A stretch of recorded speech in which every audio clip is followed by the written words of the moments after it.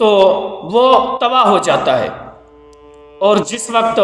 انسان جو مرد ہے نا، مرد یقیناً مرد ہے، وہ کبھی خواہشات کی نہیں مانے گا۔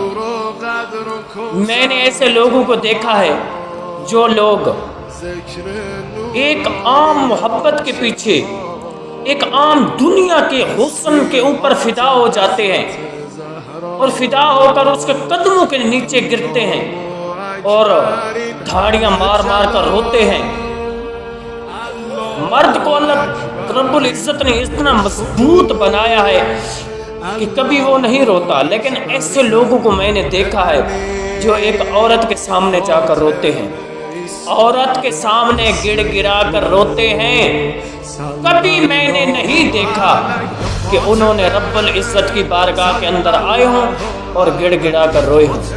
ایک عورت کی خاطر انسان رو سکتا ہے تو رب تعالیٰ کے سامنے نہیں آ کے رو سکتا، اللہ کی بارگاہ کے اندر آ کر رو سکتا ہے۔ اور جب انسان کوئی شخص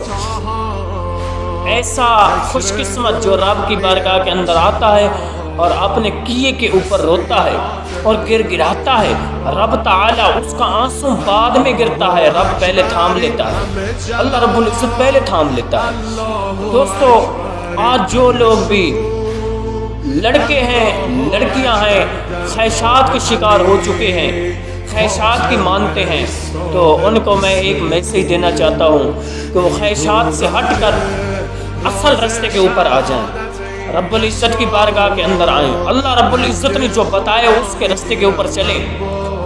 جب اللہ اپنے بندے کے اوپر اس کے طاقت سے زیادہ بوجھ نہیں رکھتا تو وہ